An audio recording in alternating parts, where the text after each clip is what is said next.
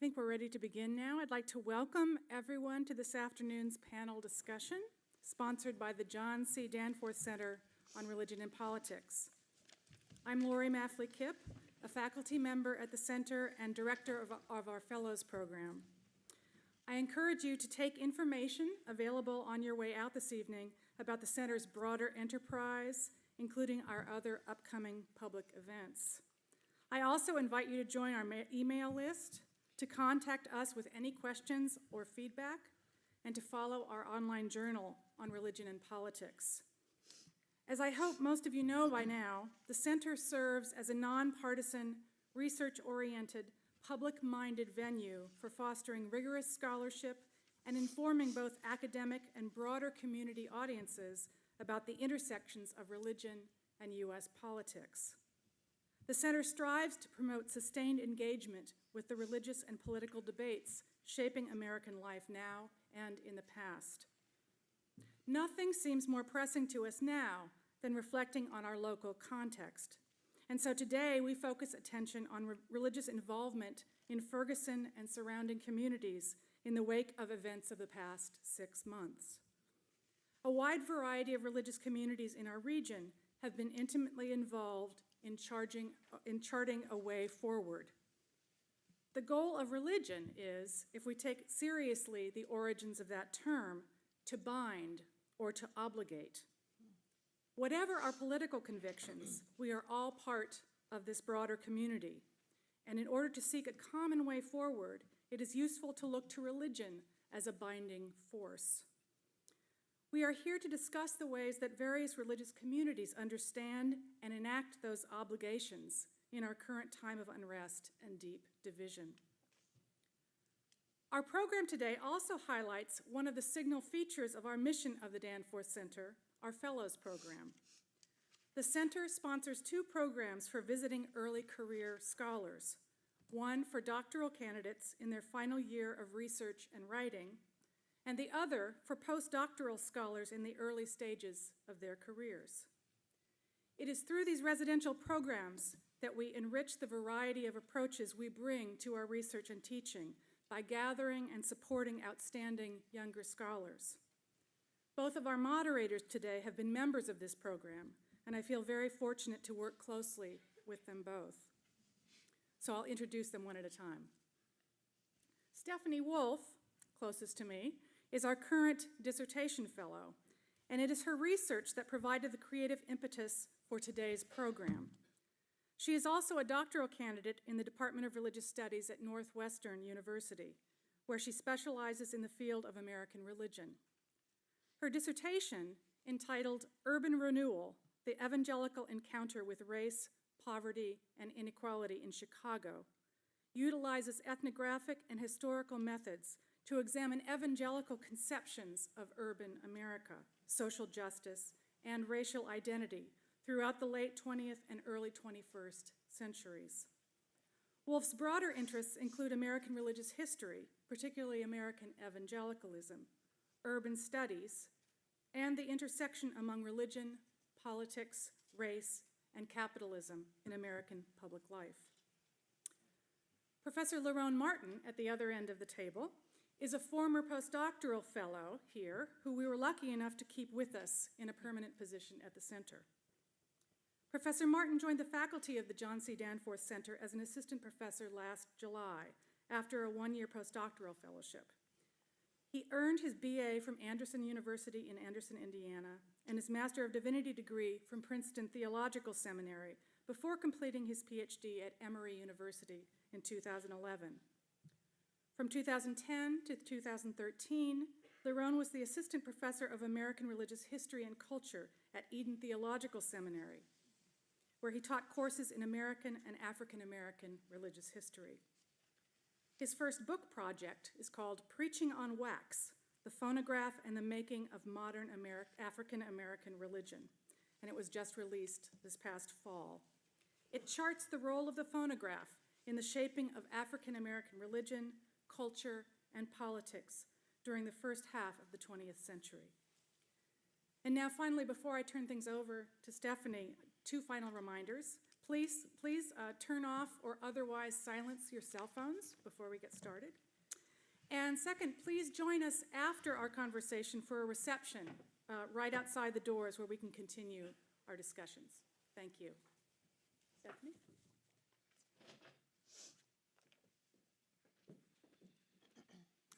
Thank you, Lori. Before I begin, I'd like to thank the faculty and the staff here at the Danforth Center. All of you have made me feel so welcome this year, and thank you again for helping me to organize this event. In particular, special thanks to Professor Lori Mathley-Kipp, Professor Lee Schmidt, who is the acting director of the center, and Dr. Rachel Lindsay, the center's associate director. And I also want to thank Lerone Martin, my co-moderator, who is assistant professor of religion and politics here at WashU. And finally, special thanks to Sherry Pena and Deborah Kennard, both of whom we're so thankful for all of the logistical work that you put together for this event today. I'm going to provide just a few comments on the format today. Our four panelists will have 15 minutes each to speak about their work in and around Ferguson, Missouri, and on the ways that their faith has informed that work. Then we're going to have a short moderated discussion, and hopefully that'll leave us about 30 minutes for question and answers from the audience. And I've reserved my final thank yous for our esteemed panelists who have taken the time out of their busy schedules to come here and share their knowledge and their experiences with us. So we're going to begin with Reverend Traci Blackmon. Reverend Blackmon is pastor of Christ the King United Church of Christ in Florissant, Missouri. She was ordained in the African Methodist Episcopal Church, where she served for 9 years before being installed as the first woman pastor in Christ the King's 159-year history. Reverend Blackmon is a licensed registered nurse with over 35 years' experience in healthcare. She is the coordinator of Healthy Mind, Body, Spirit, a faith-based outreach program designed to impact health incomes in zip codes with large health disparities. She has also developed programs to reach the underinsured. Reverend Blackmon was the lead organizer of Souls to the Polls, an ecumenical program that provided transportation to the polls during the previous presidential election. And most recently, she was appointed to the Ferguson Commission, a group commissioned by the governor of Missouri to examine the social and economic conditions that influenced the unrest following the death of Michael Brown. In addition to her community work, Reverend Blackmon has organized symposia for women on the topic of spirituality and sexuality, and she's worked with numerous civic and religious organizations on issues ranging from racism, sexism, heterosexism, classism, interfaith dialogue, and congregational and communal grief. She is the recipient of numerous national and local awards, including but not limited to the President's Volunteer Service Award from the White House and the NAACP St. Louis County Rosa Parks Award. Reverend Blackmon earned her bachelor's degree in nursing from Birmingham Southern College and a Master's of Divinity degree from Eden Theological Seminary. Then we'll move on to Rabbi Susan Talve. Rabbi Talve is the founding rabbi of Central Reform Congregation, the only Jewish congregation located within the city limits of St. Louis, where she performs life cycle rituals, leads worship, and teaches classes for over 750 Jewish households. Rabbi Talve has led her congregation in developing ongoing relationships with the African American and Muslim community, and by fostering civil liberties for the lesbian, gay, bisexual, transgender, and queer communities. Today, Central Reform Congregation serves as a home to generations of LGBTQ families and to many Jews of color of all ages. Rabbi Talve has been engaged in community issues ranging from violent crime to workers' rights to immigration reform, gun control, and access to health care. In 2007, Rabbi Talve became a founding member and the president of Missouri Healthcare for All, a statewide grassroots advocacy organization working to bring healthcare access to all Missourians. She also founded and led a support group for families of children with congenital heart disease and continues to support families living with chronic illness. Rabbi Talve was ordained by Hebrew Union College in Cincinnati in 1981, where she earned a master's degree in Hebrew letters and a Doctor of Divinity. She was the first non-Christian to receive an honorary doctorate from Eden Theological Seminary in 2011 in recognition of her career supporting interfaith relations in the St. Louis community. Next, we'll hear from Mr. Elhadj Wann. Mr. Wann is a lecturer at the West Florissant Masjid, located in Jennings, Missouri, and the public relations executive of the African Diaspora Council, an organization offering educational, financial, and social advocacy services for African communities in the United States. He served as Director of Education at Better Family Life, a St. Louis Community Development Corporation, as a lecturer and counselor in the New York Department of Correction, and also as a teacher, administrator, and outreach consultant for the Immigrant Assistance Program at the New York Diagnostic Center. More recently, he has been involved in efforts to raise media awareness about the Ebola outbreak in West Africa. Mr. Wann holds a bachelor's degree in business administration from the University of Conakry in Guinea and a master's degree in international affairs from Washington University in St. Louis. He's fluent in French, English, and Fulani, and reads and writes Arabic. Finally, Mr. Wann is the author of 2 books, both published in French, Mission MP 901, 13 Years in Haram, and the second, Insecurity, A Threat to All Nations. Both draw on Muslim spiritual teachings to encourage tolerance and mutual understanding among people of diverse cultures. And finally, we'll hear from Reverend Arthur Cavitt. Reverend Cavitt is a Roman Catholic priest and the executive director of the St. Charles Lwanga Center. Located in North St. Louis City, the Lwanga Center is an archdiocesan site for spiritual formation and leadership development, serving both youth and adults, particularly in African American communities. In recent years, Reverend Cavitt served on the administrative team at Cardinal Ritter College Preparatory High School. Additionally, he had tenure as pastoral minister at the Catholic Student Center right here at Washington University. Reverend Cavitt is a former resident of the District of Columbia, where he was an educator at the elementary, high school, and college levels. He's been a faculty member at Cardinal Ritter Prep, an adjunct faculty member at the Aquinas Institute of Theology, and a guest lecturer at St. Louis University. From the summer of 2012 through October 2014, Reverend Cavitt was in residence at Blessed Teresa of Calcutta Parish in Ferguson, Missouri. Father Art is currently pastor of St. Nicholas Church in downtown St. Louis, and he sees his ministry extending to a variety of settings: churches, schools, hospitals, nursing homes, jails, soup kitchens, and in the media. So without ado, Reverend Blackmon, I'd like to invite you to begin.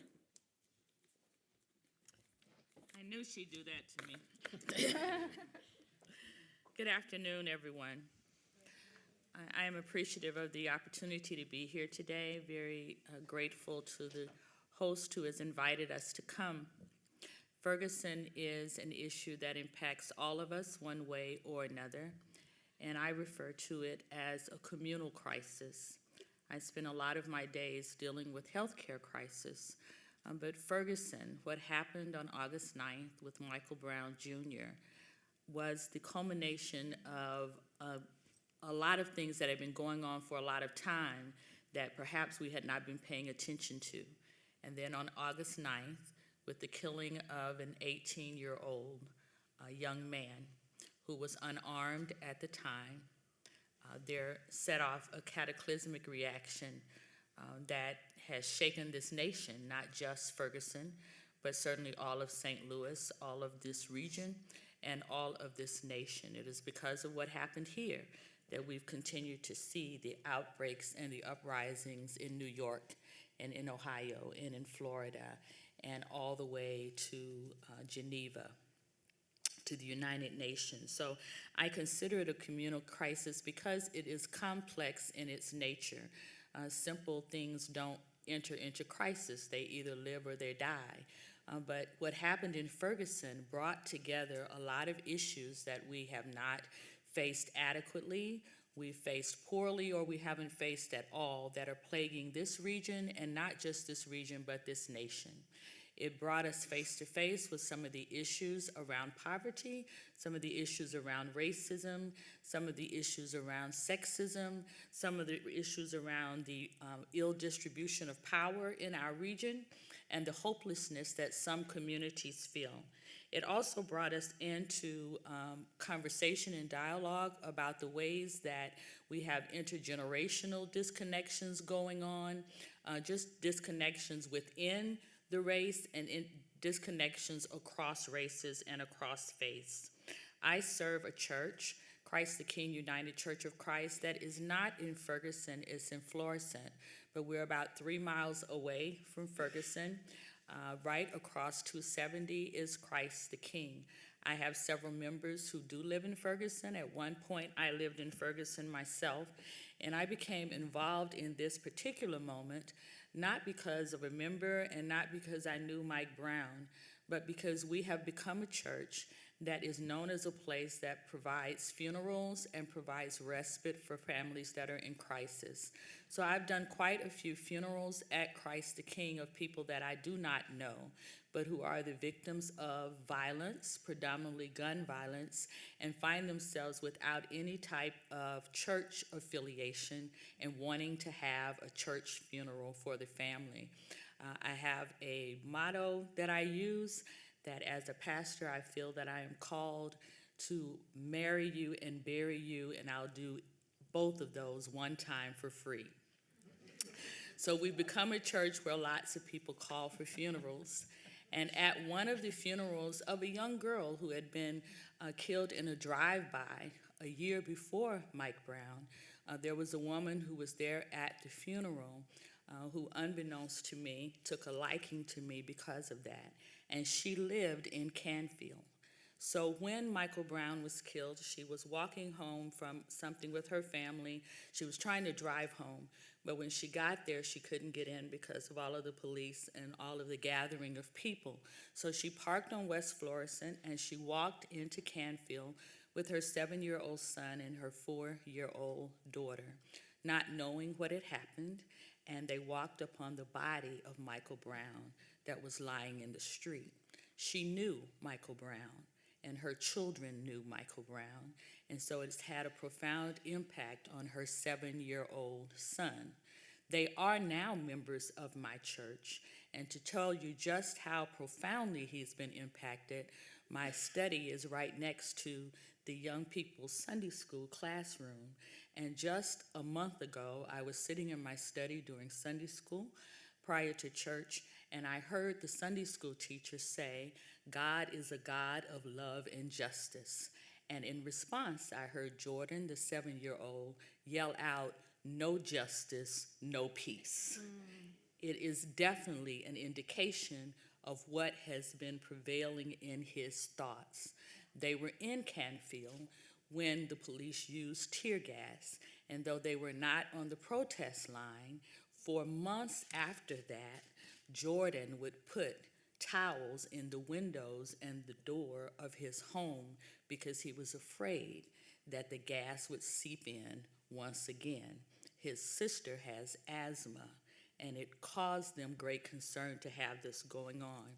So on the day that Michael Brown was killed, I received a call from their mother, whom I did not know at that moment. She knew me.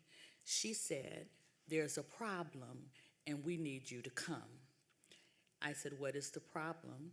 She told me that there was a black man laying in the street dead, and his mother was crying, and the police will not let her get anywhere close to him.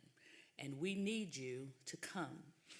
I would like to tell you that I put on my cape and I had an S on my chest and I flew out to Canfield to save the day, but that just is not true. I was incapacitated by my fear, by my not knowing everything that happened, and also by the fact that I was very aware that when I got out there, I was not going to have a plan whatsoever. So I went to social media, and I began looking to see what was trending about Michael Brown. I met on social media lots of clergy, lots of faith leaders that I'm in communion with, and we began having a dialogue. And it soon became apparent to me that I wasn't the only one that didn't know what to do. So in our conversations, they went kind of like this: "Well, let's pray about it." Well, what else are we going to do? Well, first, let's pray about it. Well, let's wait and see what the police say. Well, let's wait and see what the news says. And in my flippant personality that often gets me in trouble, I said, well, if we're going to just pray and wait, can we at least do that at the police station? Immediately, people started responding. What time? When? So I made it up. And I said, let's go to the police station on Sunday. This was Saturday. On Sunday, after worship, so let's do 3 o'clock. Everyone wear their clergy attire. And I was expecting perhaps 20 to 25 people to show up. When I got there on Sunday at 2:30, first of all, there were already about 300 young people there. They had been there all day.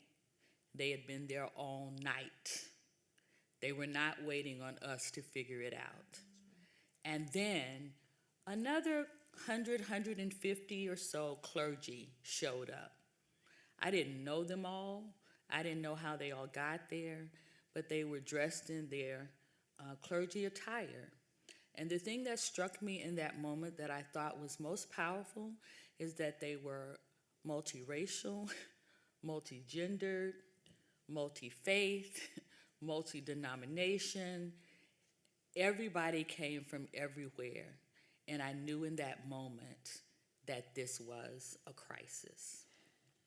So we prayed, and on the fly, I had made up some different areas of prayer: prayer for the community, prayer for the parents, prayer for all of the children, prayer for the police departments, just lots of different ways of praying.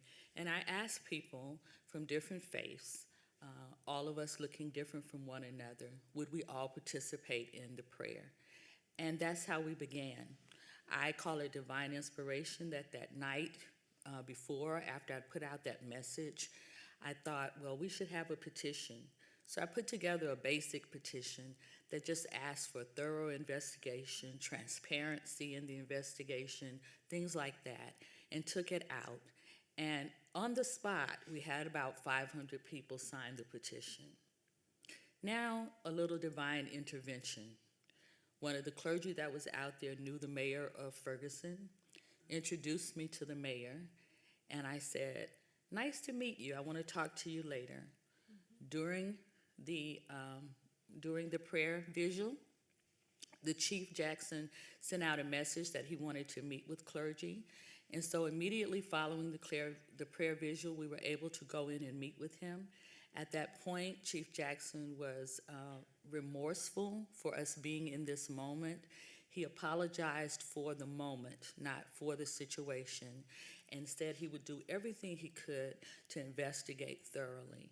And I asked him, I presented him with the petition with the 500 names, and I said, we're going to have a community meeting on Tuesday. Will you come? And he said yes.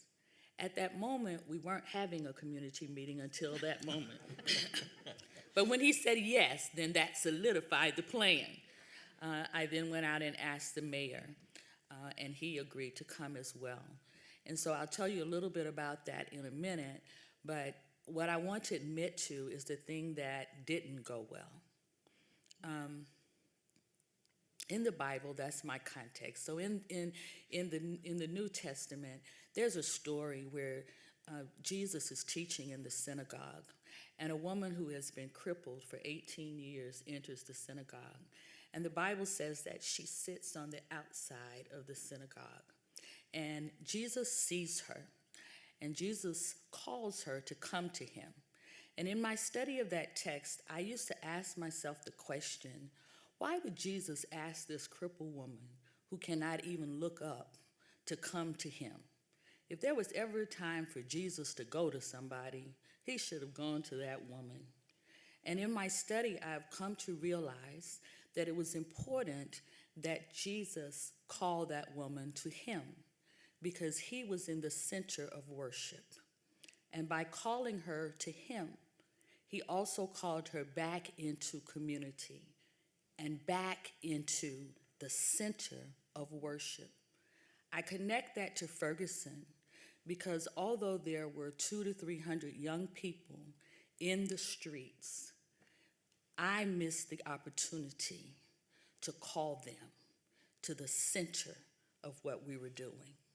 I invited them to be in the prayer service, and they prayed for a while, but they were angry and they were hurting, rightfully so. And rather than change the construct of what was planned to attend to their pain by calling them to the center, we continued with our prayer service. The result, they went out in the street and began to sit down. And the mother in me came out. And the mother in me said, "Get out of the street," because I didn't want the police to hurt them. It was the wrong move. It was the wrong action. And I've talked to them about it, and I share it everywhere I go, because one of the most important parts of ministry is listening and paying attention to what's going on around you. After that, we had our first community meeting on Tuesday. The room was packed, various faiths, various people present, and I guess someone called and told the governor that we were meeting. So on my way, I got a call from him. I believe in Big Brother because I don't know the governor. So I don't know how that happened, but he called my cell phone and asked would it be okay if he came to the church. And I said it would be okay if he was coming to listen as well as to speak. If he wasn't willing to listen, then I would prefer that he not attend. He came, and because he came, other officials came, and we began the work of building together our response to what was happening in Ferguson. My church is one of the few churches that started out as an all-white congregation prior to me, long before me, and made a transition to what used to be an all-black congregation without ever closing the doors. That's pretty phenomenal. I don't say all black, I say predominantly black now because we have one white member, and so that makes us predominantly and not all black. It is a church where the community around the building has begun to make the transitions from being a stable residential community to more of a transient community. 80% of the children who are served in the schools around my church are on free or reduced lunch programs. There is a lot of instability in the community. The people who belong to the church have been there many years, except now we're getting new members who are the members who came when we really opened the door of the church. The members who are the center of the church, who are the anchor of the church, are ones who began in that community and now live further out. The relevance of that to this conversation is sometimes we don't notice the changes that are happening all around us. And in this event with Michael Brown, it has awakened us to the work we have to do in this region, but it has also awakened us to the work we have to do in the church, because we had become disconnected from the community that we serve in very vital ways, And so I think I'll stop there and wait for question and answers. Is that okay? Thank you.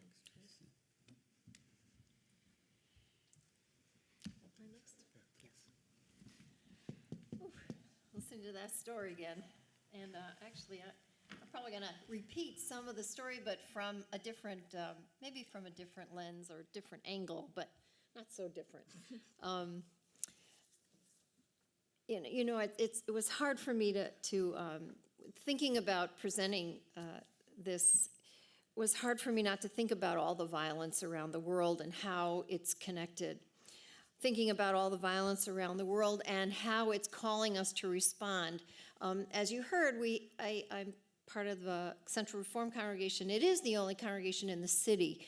Lots of congregations, Jewish congregations, of course, in the St. Louis region, but 30 years ago, a group of 30 people decided to intentionally start in the city because of the racial divide and the polarization in this region. And we felt like if we weren't going to be part of the solution, we would continue as predominantly white Jews, not all white Jews, but predominantly white Jews, to be part of the problem.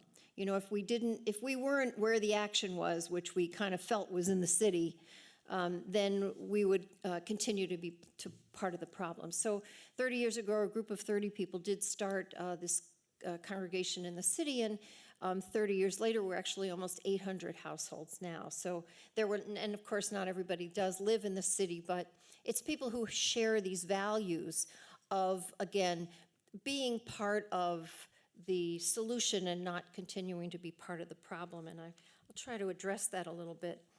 But I think the violence around the world is calling us all to respond. We're hearing how more and more people are identifying with victims of violence. We say, Je suis Charlie. We say, I am now Mu'at, the Jordanian fighter pilot. I thought of the signs that people held during the sanitation workers' march in Memphis when Dr. King was shot. The sign said, I am a man. The signs we've been holding up in Ferguson have been, I am Mike Brown, you know, and the chants are, Black Lives Matter. And the pleas of the protesters, arms locked together in every protest, facing many times the police, are, I am, see me, I am a human being, I am a mother, I am a nurse, I am a student, I'm not invisible, look at me, I'm a human being, see me, je suis, I am. Every once in a while, someone asks me why I have been on the front line in Ferguson, why I feel like this is my fight as a white Jewish woman. And I'm quite frankly puzzled by the question. I think the question is, why are we not all there? Why are there so many who are not joining the cries of moral outrage at the institutions that are infused with what a wonderful Washington University professor Jason Parnell calls the psychosis of racism. This psychosis of racism that's killing our Black and brown children, 1 every 28 hours just by the police. 1 every 28 hours. That's a hard fact to get our hearts around if we don't live on the front line in that world. And here we all are at the epicenter of this next chapter in the movement for civil rights in this country. Here am I, as an ally, as an advocate, as clergy, and as a protester, quite frankly, who is encouraging the discomfort. And it's hard, you know. I don't like making people uncomfortable. You know, I was one of those little good Jewish girls. I don't like, you know, we did a protest the other day in the Central West End, which is my neighborhood. Oh my God, are you sure we have to do this here? And it was a Sunday morning, and it was, you know, no justice, no brunch. It was no justice, no quiche. I don't know. That's what we were chanting. But you know, and it was kind of funny. And there were lots of us, and we marched into Scape, you know, which is a fancy little place in the Central West End. Everybody's having their nice brunch, and most people were very happy we were there. Actually, I knew a lot of the people. And then these beautiful young protesters got up, and they started reading the names of some of the people who have been killed. And you know, it's serious. But I was standing next to a table of a family, and the little girl was maybe about 7 years old, was white, and she started to cry, and she was scared.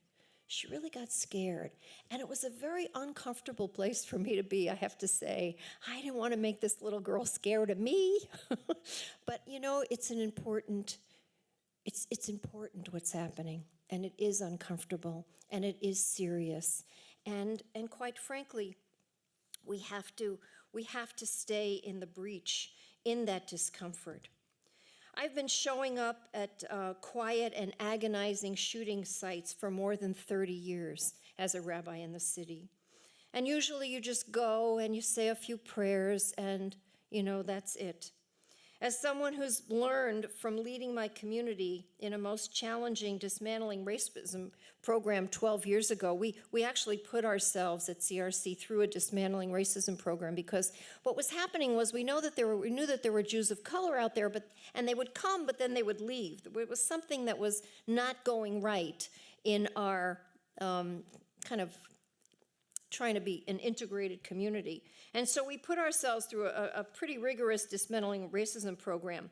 And what we learned from Jews of color was that we had to be uncomfortable in the breach for a while.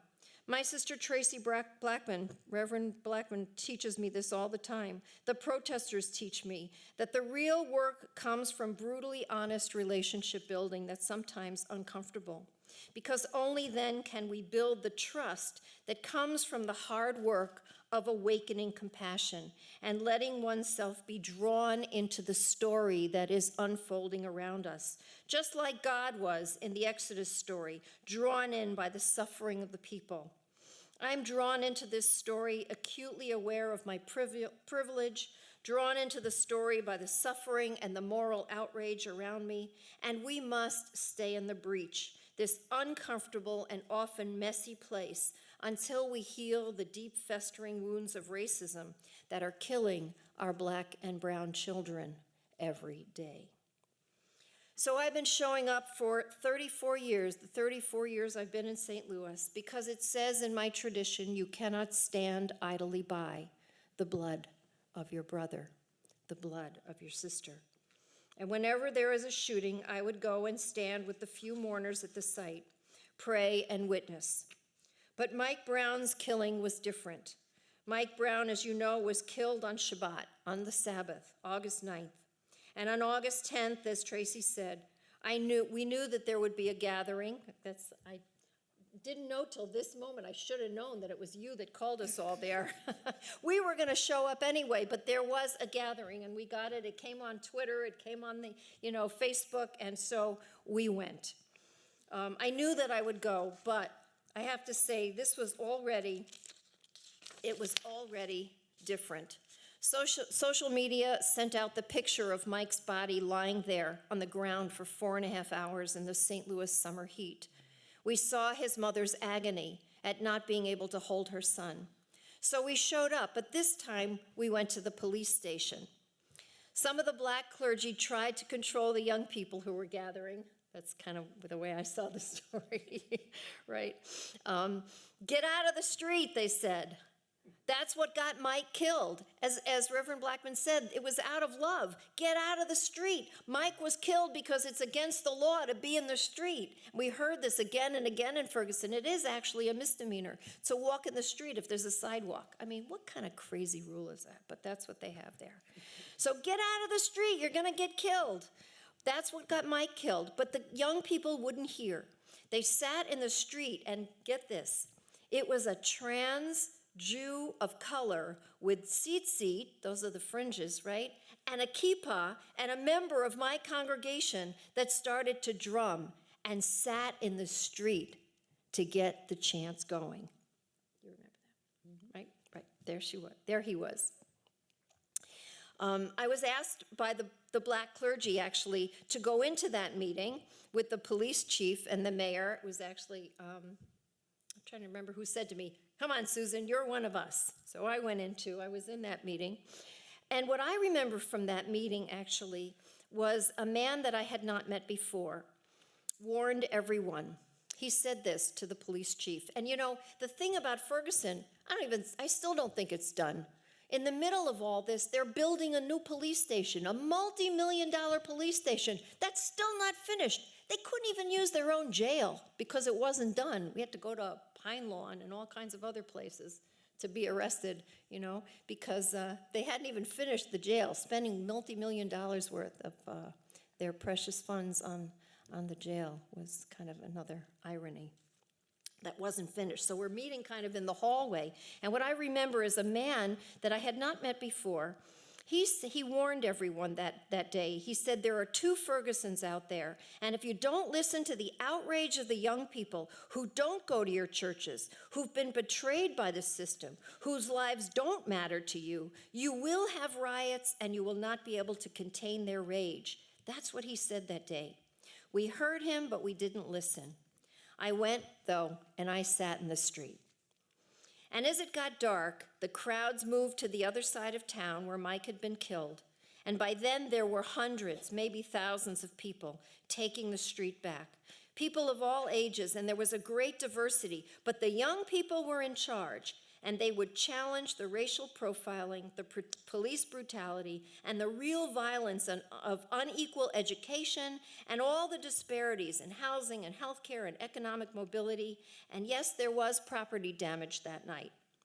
For 3 nights out of, 180-something days since Mike Brown was killed, we have had 3 nights of property damage, and it's terrible. But we've had, not on those nights, more people die. And when we're more upset about property damage than lives, in the religious community, we call that idolatry, right? So we've got to awaken compassion. And out of compassion, we will not just fix this system, because really what we're saying now, it's not that the system's broken. The system's not broken. It's working just the way a lot of people want it to work, right? So what do we have to do? We have to do like Moses did. Moses didn't say, to Pharaoh, give me a nice after-school program for the slaves' children. Moses said, we're out of here. We want a whole new paradigm. So we're going to change everything that's keeping us divided. And that's what we're hearing from the young people. That's what they want. But it has to come from all of us. So what does it take to awaken the compassion that will bring my community in? The kind of compassion that keeps you awake at night, the kind that breaks your heart, the kind that makes you bleed even when it's not your son they're profiling, when it's not your son that gets stopped. When you can put your hands up and say, don't shoot, hands up, don't shoot, in solidarity with your sisters and brothers, knowing they're not going to shoot you because you're white. And if you do get arrested, nobody's going to forget that you're there. That when you go home, you can forget for a moment because you're white and your privilege lets you walk in and out of the story. When you realize that your heart is hardened because you are white and you can take a break and go shopping or to the movies because it's not your son or daughter who's at risk when he or she is driving while black and shopping while black and walking while black, which all seems to be a crime in the region of St. Louis. You know this place in your bones. It's in your DNA to know better as a Jew. But you're not in Paris, you see. You're not at risk. And you've become really assimilated. And you're white in this community for the most part. So what happens? Your heart is hardened. And you realize that you've become Pharaoh. But then something cracks you open, and you see your sister, and her rage moves through you, and your heart begins to soften, and you cannot look away, and you have to be there, you have to show up, because you know you're not free. Moses gets that God is drawn into the story by the suffering of the people. God's compassion pushes Moses, but Moses doesn't get it until he feels Pharaoh's pain, you see. Pharaoh's son dies, and Moses remembers what his mother did for him. The agony of his mother giving up her son to save him pulses through him. The deaths of the firstborn Hebrew sons and now the firstborn Egyptians tear him open, and he risks everything to start over, to create a whole new system. Without the disparities of a culture that values one life over another, that rejects the society that makes some kings and some not, and determines privilege by birth or by pigment or by some other arbitrary difference. Let my people go, Moses says to Pharaoh, who is now broken himself, and says, go, Moses, but know that evil will go before your face. What could Pharaoh have meant? Evil will go before your face? Perhaps that complacency would always threaten that place of compassion, that the only thing that would keep us from turning back into what we had left, the only thing that would keep us from doing to others what was done to us, keep us from doing to others what was done to us, was compassion. Compassion, the only thing that would help us, keep us from hardening our hearts and becoming no different than Pharaoh. So what keeps us from compassion is when we choose to stand on the sidelines, when we do not see that this is our stories too, when we stay in our comfort zones and don't acknowledge that our Jews of color do not have that privilege either. Compassion is a concept, but when we are drawn into the story, when we know it in our bones that we have a place in this story of injustice in our region, all of us do. When we know that standing at the epicenter of this movement, we must find our place in this story that is unfolding around us.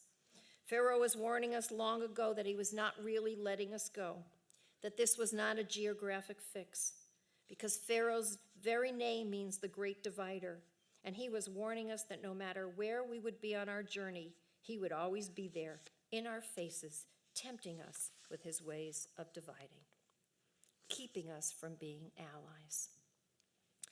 So I think it's probably my turn to end, but I think that I'll just end with at that Tuesday.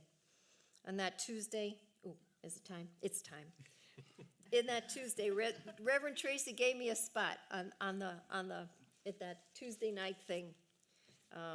We told them what we wanted that night. We wanted civilian oversight. We wanted to stop racial profiling. We told them everything we wanted. And I told them a story about how the sea parted.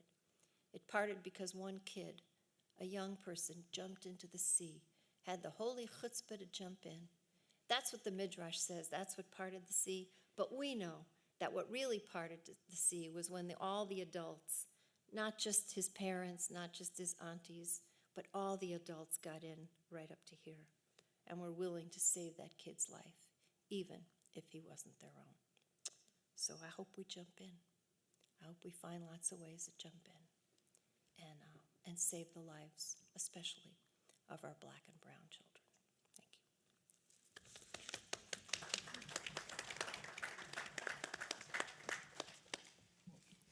Thank you, everyone. From my accent, you can tell there is a non-Native American on this panel. And that makes it even more interesting, because even if you have questions in French or Fulani, we'll take them and translate them for us so we can make this roundtable discussion more interactive. Last year was a very important year for us.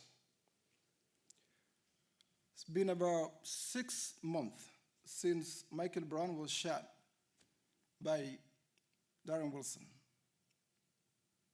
Images of the fatal shooting are still vivid in our memories. We still remember our streets filled with anger and protest, sometimes violent protest, with all the unnecessary looting and burning that took place.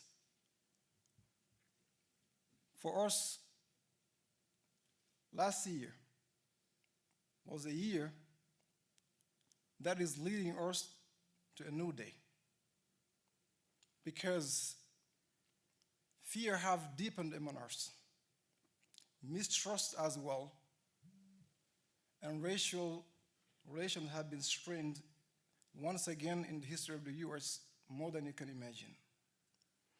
For me, the question remains, where do we go from here? My religion told me, which is the Islamic religion, by the way, that help your brothers and sisters, whether they are oppressed or they are the oppressors. And the way that you help the oppressors is to make them stop the oppression. Be they your own children, be they your parents, be it your own self, be it people from your own race. For this reason, my community, the Islamic community I belong to, and I have been very closely involved with the movement for social justice, especially the one linked with the death of Michael Brown in St. Louis. Before I tell you how we responded to Ferguson, I'm going to take a little time to give you a brief description of my community. There are over 100,000 Muslims that live in St. Louis. The Bosnians are the majority among us. Now, St. Louis has been very attractive to Muslims because of, like one of the things is the welcoming attitude of St. Louisians. Just for the sake of giving an example, remember in early 1990s, after the Bosnian Serbs engaged in an ethnic cleansing of the Bosnian Muslims and Croats, a slew librarian called Patrick McAfee, is that how you called him? Did I get his name right? I've been living in the US for 14 years. I still have difficulty pronouncing American names. I can't help it. I just read it the French way. Patrick McAfee. He spent most of his time trying to raise funds and to seek scholarship for Bosnian Muslims to be able to continue education here because it was interrupted by the Bosnian War. So St. Louis has been very attractive to Muslims. Because of this attitude, we have today 18 Islamic centers across the city. One of them is the West Florissant Masjid that I serve as a lecturer. My community is largely dominated by Senegalese and Nigerians. And others that are relatively significantly represented as well are Palestinians, African Americans, Guineans, Malians, and I believe Indians too.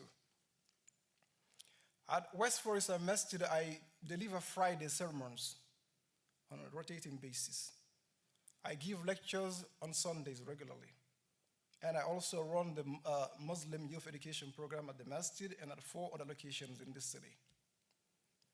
Anytime there is a crisis like the Ferguson crisis, like the Charlie Hebdo shooting or the Boston Marathon bombings, I always respond. I issue condemnatory public statements. And most importantly, I tell my community, I subject to them ethical Islamic codes that should govern our actions on such occasions. And I know you're going to ask me, what was the ethical code that I subjected them to use when it came to Ferguson? Before I answer that question, the Muslim community as a whole responded to Ferguson in 6 ways mainly. Number 1, after the death of Michael Brown, we issued a letter of sympathy and condolence to the family of Michael Brown. It was signed by at least 18 leaders from the 18 Islamic centers.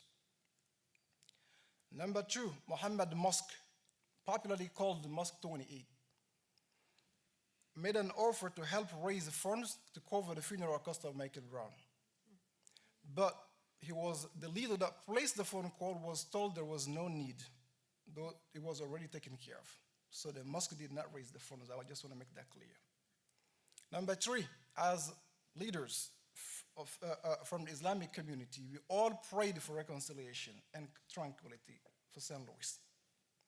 And we released a statement calling for social justice, universal brotherhood, and peace. Number 4, some of our Muslim members also participated in the street protest. As far as my knowledge is concerned, peacefully. And from those I interviewed before coming here, and those I did research on, and my personal observations, there was no major clash involved between them and police officers. There are a couple of Muslims that own shops in Ferguson. The police prevented them from acceding to their businesses. And politely, they asked them when would be the best time to come back, and the police told them, try tomorrow. There was no major clash. Some of them told me anytime they would get together in large numbers, the police would come and try to disperse them. There was basically nothing major worth mentioning here between them and the police as altercations. So, number 5, the Muslims also use social media to share ideas with protesters in Ferguson as how to resist tear gas and rubber bullets. There were tweets even from Palestine. I can read some for you here. This female says from Palestine, always make sure to run against the wind, to keep calm when you are tear gassed.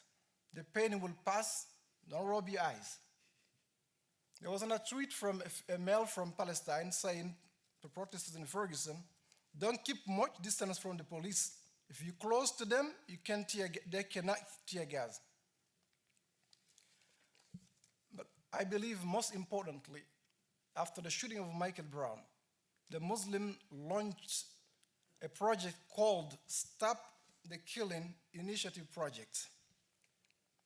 This involves African Americans going door to door, inviting the black community to stop killing one another and improve their public image. And this attitude is consistent with one of the teachings of the Holy Quran, where God says, إِنَّ اللَّهَ لَا يُغَيِّرُ مَا بِقَوْمٍ حَتَّى يُغَيِّرُ مَا بِأَنفُسِهِمْ.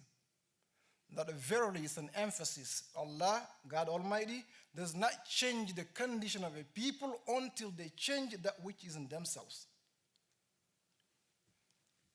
So, as far as my community is concerned, the West Florissant Masjid, dominated by Senegalese and Nigerians, I stood up on the pulpit on Friday. I condemned publicly the shooting of Michael Brown, the way it was done. But I did not take part in the protest. And I did not ask my community to join for a few reasons, all of them based on religion as well.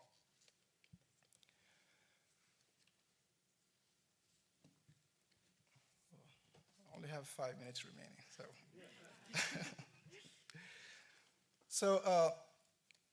Okay, I'm not trying to make it short. Number one, I disagree with the rationale that we as civilians, we have the right to ask the police not to use violence as a first resort, and yet we use looting, an act of vandalism and violence as our first step. I don't agree with that rationale. Number two, my slogan is not that Black lives matter, even though I'm a black man. Every life matters. The life of Michael Brown matters just as the life of every police officer matters. Very important. Number three, God Almighty told me in the Holy Quran, وَتَعَاوَنُوا عَلَى الْبِرِّ وَالتَّقْوَى وَلَا تَعَاوَنُوا عَلَى الْإِثْمِ وَالْعُدْوَانِ. Help one another, cooperate in righteousness and piety, don't cooperate in sins and transgression. I did not want to associate with any act of vandalism and looting. Number five, I did not want to just protest because I feel like a person from a minority group that I belong to was killed. I wanted to take a wait-and-see approach because investigation were being conducted first. I want to side with justice before taking it to another level, even though I feel the pain of the person that died, even though I understand there was something wrong, that was not the right approach to neutralizing this young man that the police officer probably felt as aggressive. God knows best. I don't. So few factors influence Muslims' attitude toward Ferguson. One of them, there is this sense of sharing the same fate as the black community. This is a handful of Muslims who, in whatever lens they have established themselves, they feel like they are a minority and they are oppressed just like the black people. Another factor that influenced Muslims' attitude toward Ferguson was this sense of having a common history and origin, especially among the black African American Muslims. But again, in Islam, my position was that before I look at that rationale, I have to remember the historical fact that black communities and non-black communities both of them have the same origin. God Almighty says, Ya ayyuhal insana, all you the humankind, inna khalaqnakum min dhakarin wa untha, we created you from a single pair of male and female, Adam and Eve. What is the purpose? Lita'arafu, so that you may know one another. We made you nations and tribes so that you may know one another. Not that you may hate one another or kill one another. This is not the purpose. So we all sons and daughters of Adam and Eve. And this is how I look at our condition. Universal brotherhood is something extremely important to me. And this is what I preach to everybody, regardless of race, color, gender, religion, philosophy. My time is up, let me know. Okay. So, my first appeal to you, where do we go from here? I invite each and every one of us here to inject a new meaning into the concept of racial diversity. Racial diversity, what is it really? It is nothing but a divine wedge designed to increase God's social favors upon humankind. Imagine if all of us here looked like Asians. Imagine all of us here looked like Black Americans. Imagine if all of us looked like Africans, or white people, or Europeans. We would be bored with that monotony, trust me. God knew what our human senses liked before creating us, and he made it possible for us to enjoy the blessings that would come through diversity by creating the white and the black, the yellow, and what is not.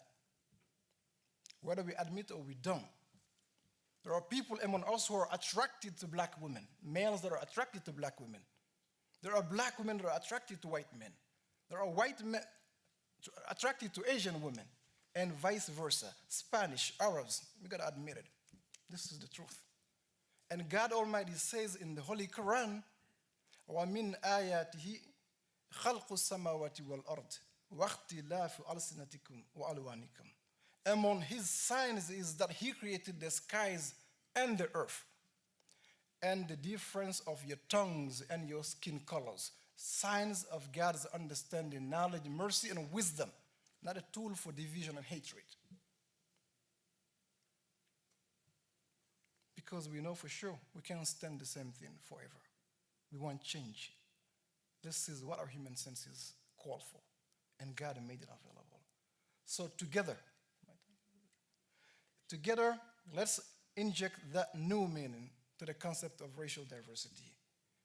Take it as a blessing bestowed upon us from God, and we should never use it to be divided.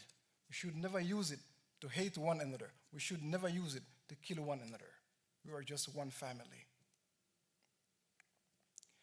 We will take questions from you. But something very important for me I'd like to share with you. How I think we should carry out our fight, if I can put it that way, for social justice. I know time is short. At this point, I cannot discuss that, but it's something I would like to talk about when we take questions and answers. And not to take more of my next panelist's time, I will just hand the microphone to him and wait for questions and answers. Thank you.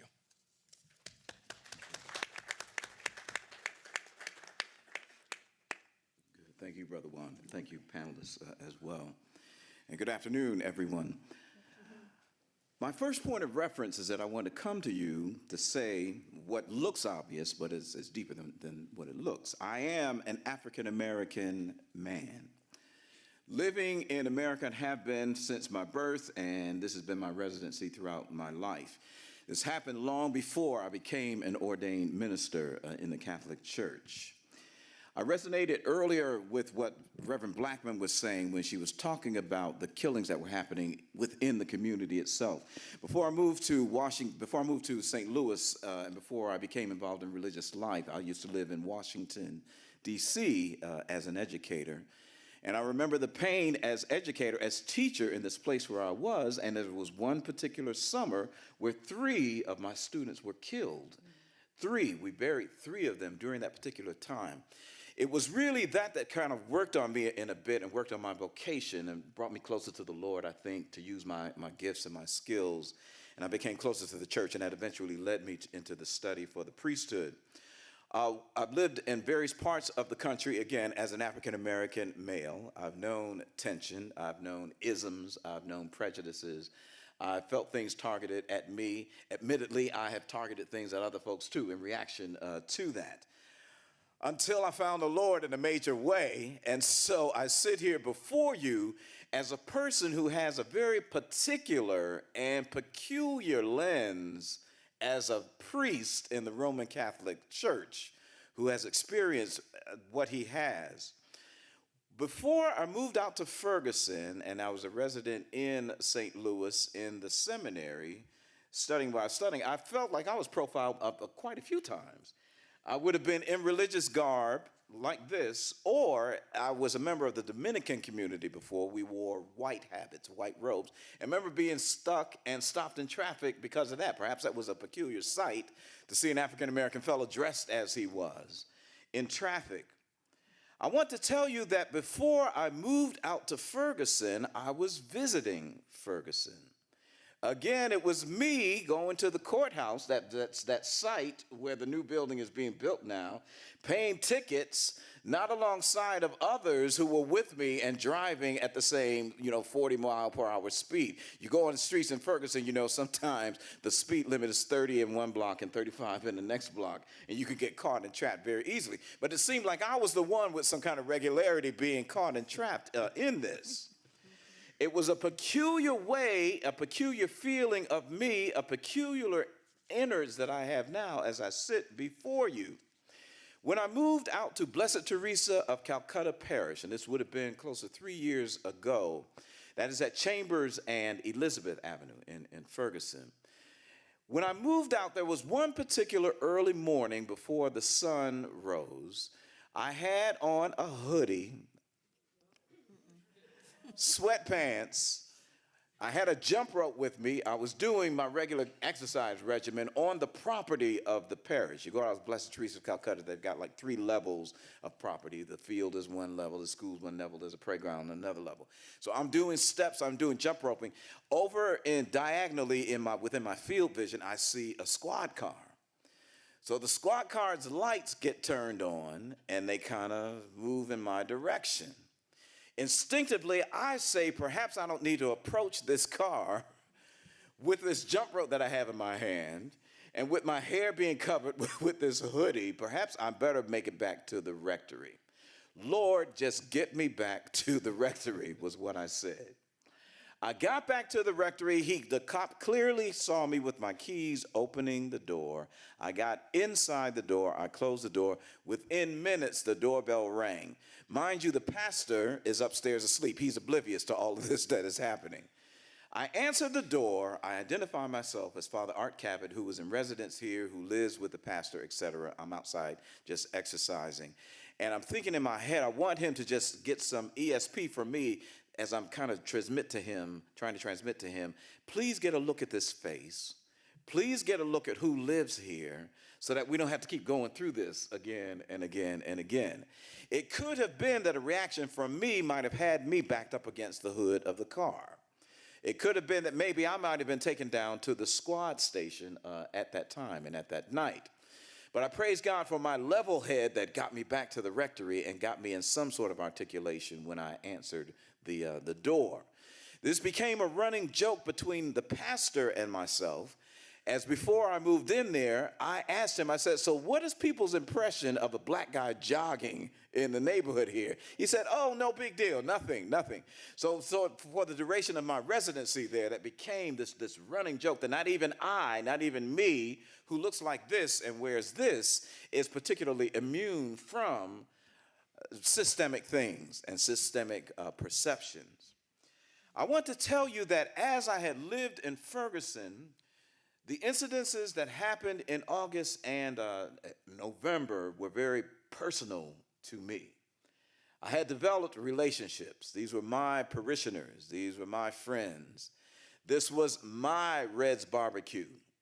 It was my Quick Trip station, my McDonald's, my place where I stomped and resided, in addition to my being just around the Archdiocese, just based on the work that I do with the St. Charles Lwanga Center. It became an area where, again, it heightened my sense of my own experience and my lens as an African American who is representative now of the Roman Catholic Church, who has experiences that most priests, most American priests, do not, as most American priests are white. So they do not have quite the experiences that I have had in urban America, even as the leadership in the African American community, by and large, is populated by white priestly leadership. It's a particular, peculiar lens that I live with from day to day. Clearly, as long as I wear this collar, that will be the case, probably through my death. Sometimes I wonder if I am going to die an angry black man. Sometimes I wonder if in between those times when I'm preaching and giving out the sacraments and looking at my own life and experiencing some things and sitting through the movie Selma and feeling some peculiar things and resonating with what happened back then, even with our own nuance now for what we are doing now and trying to work for justice in this place, that there are still some resonances about what had happened in the 50s and even earlier than that, as people who were on the front lines, particularly the clergy. I have to say that there is a paradox of feelings for me as I was sitting through the Selma movie. I was particularly proud of that particular instance where it was the Catholic Church, the Roman Catholic Church, that showed itself, and persons who were clergy and religious sisters. If you've seen the movie, you saw them in their religious habits. Representative of Sister Antonia Ebo, if you know of her in our area there, she would have been in place there. But it was a particular time hearing Dr. King's call for clergy and all who are seeking justice to come out at that particular time. That was a heightened sense of pride for me as a Black Catholic, as an African American. And I was reminded of that as I sat in the Selma, the movie, not so many days ago. The St. Charles Lwanga Center. St. Charles Lwanga is an Ugandan martyr. We call them St. Charles Lwanga and companions. And they were martyred for their faith. They are noted to be the first canonized martyrs of Black Africa in the Roman Catholic Church. The center that I work for is named after him and them. We are part of the Archdiocese, the Roman Catholic Archdiocese of St. Louis, providing spiritual formation and leadership development in the African American Catholic community and beyond, because as we have grown, we are really permitting services and allotting services to the wider Archdiocese as well, sort of irregardless of what your race or what your color is, but we do come from the African American Catholic tradition. There's an array of services, an array of programs. We offer pastoral care, marriage preparation, ministry of consolation, training and support. A particular note here in our conversation is our youth ministry. One of the highlights of our youth ministry is a program that we call Kujenga, meaning faith in Swahili. It is an annual leadership formation for teens that culminates in a conference that happens generally in the summer. We will be planning to do what we do in July at Fontbonne University this year. It is a leadership development formation that teaches teens and affirms in them leadership skills. It builds self-esteem.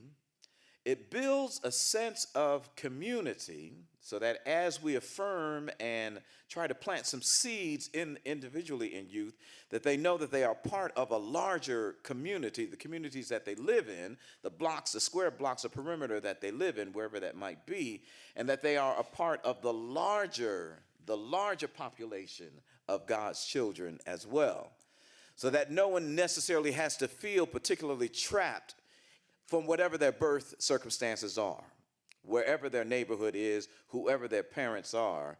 This faith-based program of Kujenga relates us as under this large umbrella of children of God, wherever we are, wherever we're from, whatever our eye color is. And it's 5 minutes already, who knew?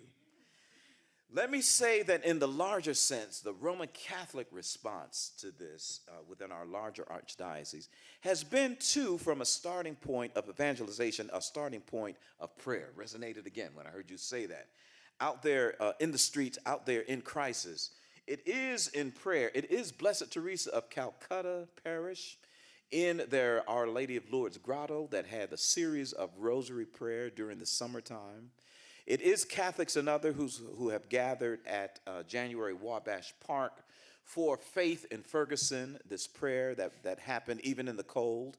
It continues on at Our Lady of Guadalupe Parish on Florissant, and it will be happening again in February and March. I'll be leading the one in February. Sister Antonia Ebo will be leading the one in March as well. It is us as Catholics heeding the word of Jesus Christ that says, can you identify need? Can you find a need? Do you recognize Jesus Christ in those who are in need?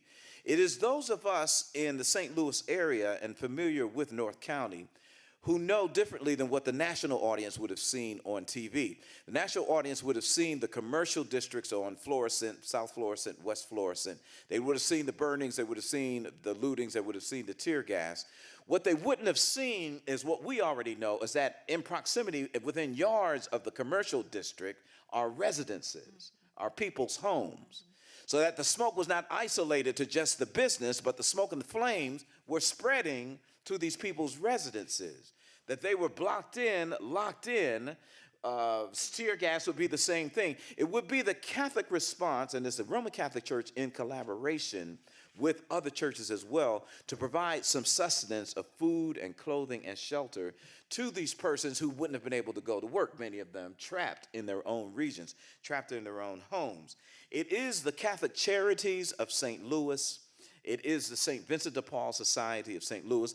There's representation in many parishes throughout the archdiocese of these, in collaboration with the AME Church and with St. Stephen's Episcopal Church, and all of these other churches who have, again, in mind, we've got people in need. As we seek the justice and as we fight for the justice, we've got these immediate needs of folk who are hungry, who can't get to what it is that they need to do, whose gas station is burnt down, whose grocery store is some days away, who are reliant on the delicatessen and all of these other institutions close to home, who do not have access to that at this point. It is the Catholic Church in a prayer mode being led by Archbishop Carlson as well, who has had the Mass of Peace and Justice at least a couple of times since this has started here, who has laid down some particular points of action, and that is our belief, is that prayer leads us to some tangible pieces of action.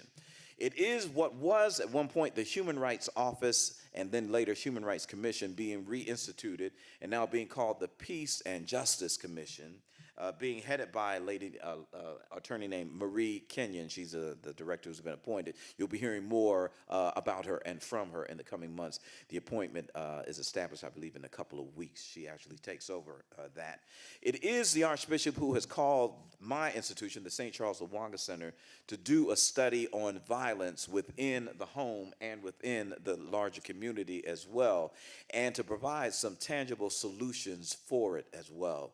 And so this is us to have something not just in a 3-ring binder on a shelf, but to be used in educations and institutions and in homes as well as some sort of affirmation, as some sort of block to say there's another way to go.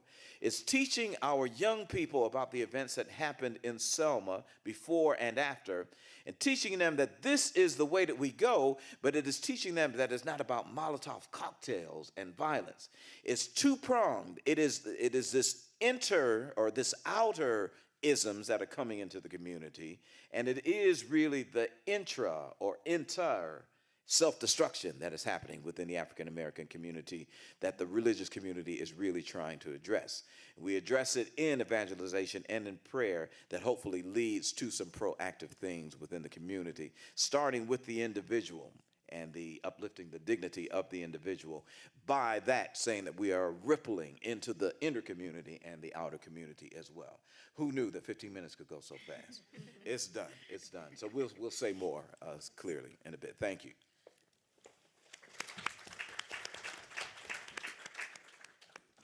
Would you please join me in thanking all of our panelists for their comments?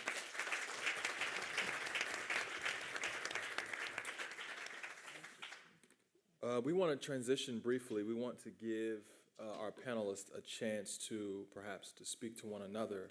We're going to take about maybe 5 minutes. If there's one particular comment that you've heard from one of your fellow panelists that you'd like to respond to, we want to give you that chance now. Don't everybody go at once. Please. All right. My sister Susan here said something extremely important. That let's change everything that keeps us divided. And this change must come from everybody. I think if we want to succeed in with our movement for social justice, we have to involve everybody and we have to be very organized. I'll give you a concrete example to make it short. There was an issue facing the Chinese women in China in the 19th and 20th century, foot binding. How did they get that issue solved? They got everybody involved, not just the Chinese, but they went beyond the China. They had the London Missionary Society seeking support from the Chinese Christians. They had the National Food Society seeking support from the non-Chinese Christians. And they had the Chinese reformers focusing on the elites of China. Look at this organization. Because people who speak the language of religion, they can relate to one another easily. So the London Missionary Society focused on the Christian people. And those who spoke the language of politics focused on the elite, the Chinese reformers. And those who did not speak either of these languages focused on the people that are non-Christian, to tell the Chinese that we're not here promoting a religious cause, rather a humanitarian cause, to involve everybody. And they took repressive action, but not violent. They refused, the Christians refused that Chinese would bound the foot during their schools. This was very effective. Some refused to marry any woman with a bounded foot. It was very effective, not violent at all. And those who spoke the language of politics, they waited until China lost the first Opium War. They came to their leaders. They said, look, a woman that has a foot that is bounded can only give birth to a weak son. So they linked individual weakness with the collective weakness. This is how I think we can move forward intellectually, strategically, being organized and involving everybody. Thank you. I want to address something that's very dear to me. I don't know how else to say it, but to say that the Black community is not a violent community. It is not. I know what the media says. I know what some of us believe, but it is not true. The reality is people kill the people who are around them. Statistics show that 87% of killings in white communities are by white people. That's right. 84% of killings in Black communities are by Black people. We have a communal violence problem. It is not a Black violence problem or a white violence problem. It is a communal violence problem. And the way oppression shows up, don't clap in my 5 minutes, I gotta get it out, okay? The way oppression shows up in our society is that we have become masters of othering the other. And we other even ourselves. The reason I am bringing this up is because those who are oppressed are the ones who get described violently. I grieve all death. When a lone gunman went into the Denver theater and shot up everybody, nobody talked about white-on-white violence. And he came out alive. That's just one example. Freeing our people begins with freeing ourselves. That's just how I feel about that. So I wanted to get that out before we continue down a vein of Black-on-Black violence, of Black violent communities.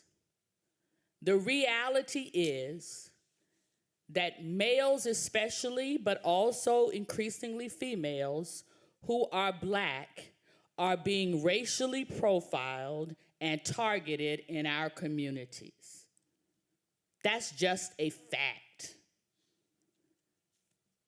Michael Brown and his friend were walking down the street. They were walking down the street while black. And before we get to him laying in the street for 4.5 hours, we have to address what it is that is so feared that in 90 seconds, they can go from walking down the street to being dead. What is it that causes black mothers and black fathers to almost universally have the talk with their black male sons about how to interact with the police? And how many of my white brothers and sisters, yes, brothers and sisters, have to have that talk?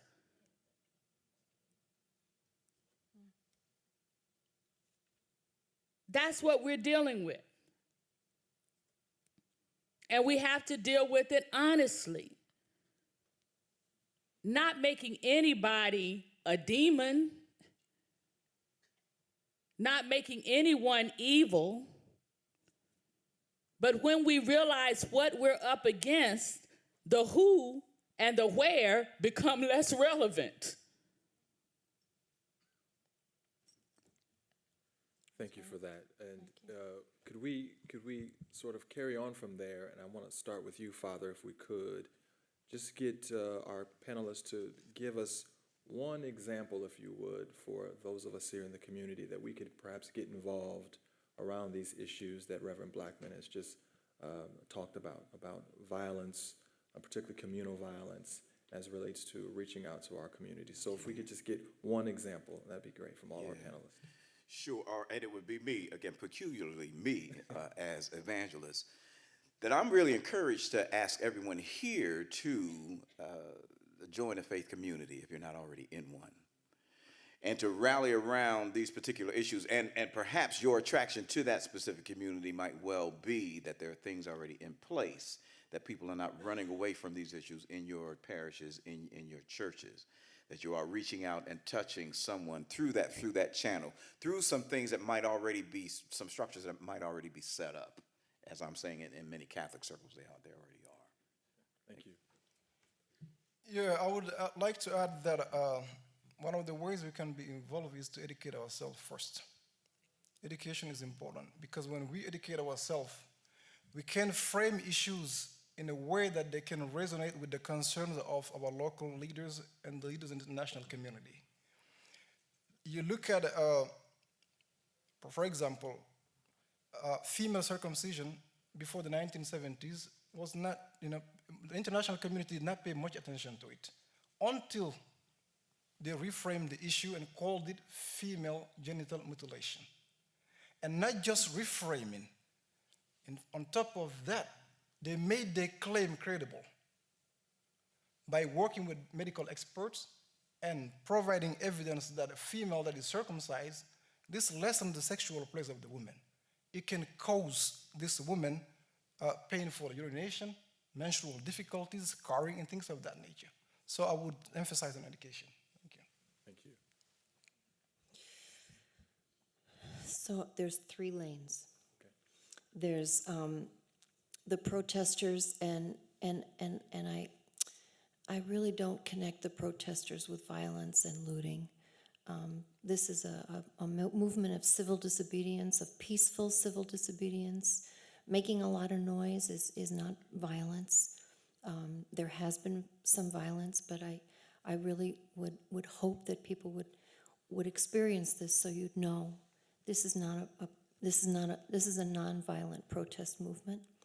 So there are ways to keep the agitation alive, because without the agitation, the legislation and the changes to civil oversight boards, to the racial profiling laws. Just this morning in Jefferson City, we had the laws on the municipal courts, whether or not they can, to change the law so that, there are some of those municipalities get 90% of their budgets from traffic stops from poor people of color. That's really where they're getting their money from. They're trying to reduce that to 10%. So education about the laws that we really are trying to change. So we change the system, real change. You know, so there are legislative things, and then there are cultural things that we're working on changing. We've kicked off, you know, how other communities have had truth and reconciliation processes that lead to restorative justice. We're trying to work on that in St. Louis. We've had 2 big meetings. WashU's involved. It's a very exciting. If you Google what they did in Greensboro, they did better than they did in South Africa, and in Rwanda, they've also had some of this truth and reconciliation work that, again, leads to restorative justice, not punitive justice. It's very important to understand the whole idea of mass incarceration and the school to prison pipeline, and how it is part of the system. It's not a broken system, as I said before. It is the way our system works. And we all, as you said so beautifully, we all have to be involved to change the system. So reading, you know, learning more about how race is, as Dr. King said, you know, the worst disease that we have in this nation, and how it's killing us, racism. And all of the things that we can do, each of us can be involved in some way in changing that, keeping us uncomfortable enough to know that things are wrong, working on both the legislative and the legal things that need to change, and then finally finding ways to, with witnessing whiteness groups, through the YWCA, dismantling racism. Every church, every synagogue, every mosque should be doing their own. You know, what are we doing to add to the problem? We gotta look to ourselves. So I really appreciate that this school is trying to do its work. And let me know if you're interested in truth and reconciliation, because there's 5 subcommittees, and they all need people to join. Sorry. As a faith leader, my goal is never revenge. It's redemption and reconciliation. And so I believe that happens primarily by getting to know one another, having the difficult conversations. The irony is that we are having a panel of faith leaders, and we are not even discussing the fact that worship days, whatever day that is one of the most segregated days in our city. Mm-hmm. We start by getting to know one another, because the more I get to know you, the more difficult it is for me to make you the other. It's okay if we don't agree on every point. Agreement is not the goal. Change is the goal. I encourage you to get involved in some kind of way if you are not already. Don't be incapacitated by the greatness of the problem.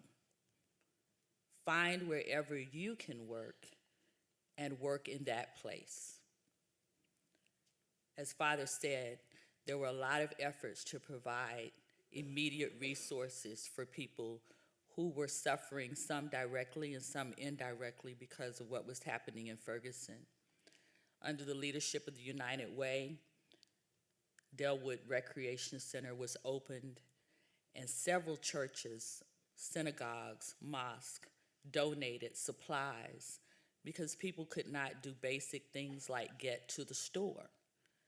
Because while we were watching, many of us on TV, what was happening, the collateral damage of what was happening was not being lifted up.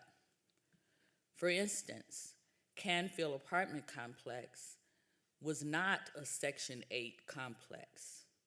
It was a market rate complex. It was not all Black, still isn't. It was multiracial. There were veterans and senior citizens and families with 2 parents living in Canfield. Many of them were using the majority of their resources to pay their $600 a month rent. So they didn't have cars, many of them, and they relied on public transportation to get to work.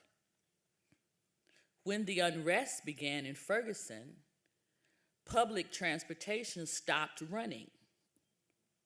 Many of them lost their jobs because they couldn't get to work. When the unrest began in Ferguson, a decision was made by the officials to place cinder blocks on one end of the apartment complex, so there was only one way in and one way out. EMS services stopped responding. And so we as the community had to take up the slack in that. But those aren't things that get talked about. There are people who live in Canfield who just want to raise their families. And it became evident when Ferguson Florissant School District closed because they didn't want to jeopardize the children trying to go to school in the middle of the unrest, only to find out that the children who lived in Canfield were not even zoned to Ferguson Florissant. They were zoned to Riverview, which, by the way, is unaccredited.